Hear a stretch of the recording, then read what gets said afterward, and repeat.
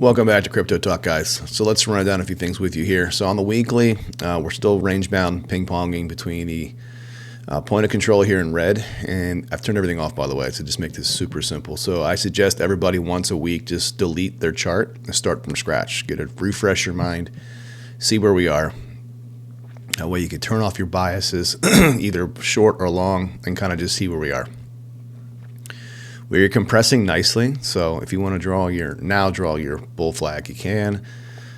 In many cases, we still are in an uptrend, so keep that in mind.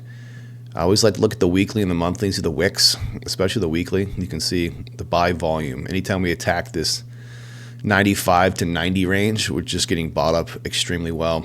Ignore the manipulation. I've already shared on Twitter someone explaining how Wintermute is the market maker and how Binance is selling almost the exact same amount of crypto and Bitcoin that Bitcoin is buying. So Binance is sending hundreds of millions to sell, and at the same token, Coinbase is buying that exact same amount. So don't know if Coinbase just needs that because of just retail buying, and if Binance is just supplying that to the U.S. investors. That's a good question. I don't know.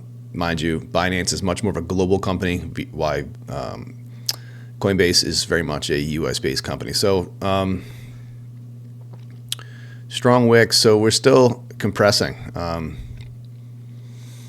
If we want to draw this out, it's probably easy to draw this on the daily. So what do I see here? I see more continuation, so I don't see much of anything right now. You probably have, I'd say, let's go down to the daily to give you a better idea.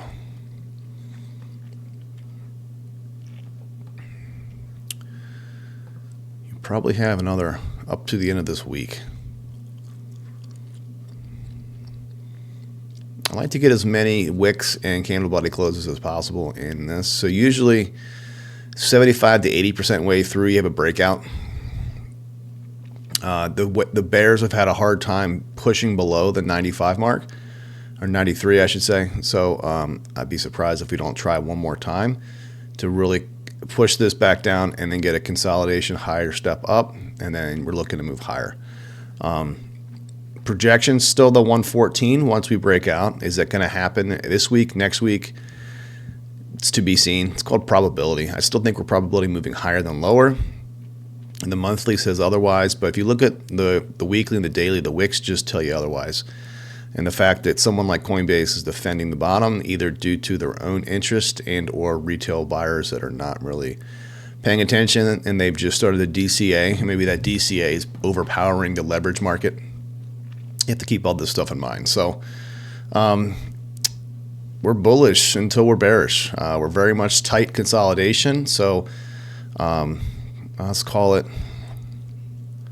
between now and March 3rd, you're going to have a breakout, likely. I'm really more or less looking up. Doesn't mean we can't have a fake out below and then stair step our way up. 9 times out of 10, usually it's a fake out in the wrong direction. So the market maker will make you move down and then back up, and then vice versa. If the plan is to come down, they're going to pump this thing up, get a double top here at like the 110 mark, and then come back down. An SFP of either one. So really, until we break 89,000 or break let's call it 110, there's nothing to talk about. So really, you guys should set alarms like I'm going to do here. Set it down at 89 and then set an alarm up here at 109. Until either one of these breaks, we have nothing to talk about. Very boring. This is the DCA time. This is the time where you focus on other things. Focus on, like I'm doing, writing articles, doing other stuff for Physio. Not that I have much time to trade anyways, but there's really not much to talk about. This is a very boring aspect of trading. You're just waiting. But 9 times out of 10, you're going to break out 75 to 80% way through. We're just about the 75% mark. And then I'm estimating somewhere between now and this, I would say next week, the middle of next week, usually Wednesday. I have found when we do make big moves, it's either on a Tuesday night into Wednesday or Saturday. Doesn't mean it can't break out another day, but that just seems to be the current pattern we have going on. We are now again back down below the point of control, coming in roughly around 96,469. So I will leave it at that. There's not much else to talk about. To give all the fanboys kind of a bull target,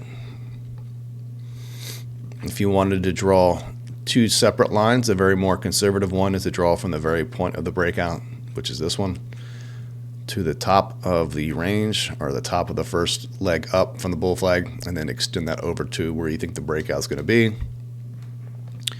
So I'll do something like that, a little more conservative.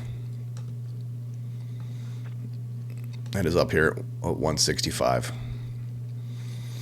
Really what you want to see is this continue to accumulate, back test, breakout, hold, and then look to stair step our way up from there. Will that happen? I have no idea. When it happens, I have no idea. That's what we're looking for. Or even more bullish, in my opinion, is you flush the entire market, come back down, wick out this stop here, even wick out some of these, get something like a complete capitulation on like the 86, 85 mark, and then step our way back up. And then look to have an absolute bullish rally that way. So that's what I'm watching for. I'm not going to talk about anything else. This is just dollar cost average range. Go outside, touch grass, work out, make yourself healthier. Other than that, that's it. I'll talk to you guys later. Nothing I say is financial advice. Best of luck. You want to find me, have it at Crypto Blackwall on Twitter, the Block Art Discord. Fusio. We'll have some more updated information here shortly on the Fusio token when that's launching. We are starting to collect the funds from the private sale on the pre-sale. So if you need to are interested in that, please DM me. We'll go from there. But I'll talk to you guys soon. Thanks.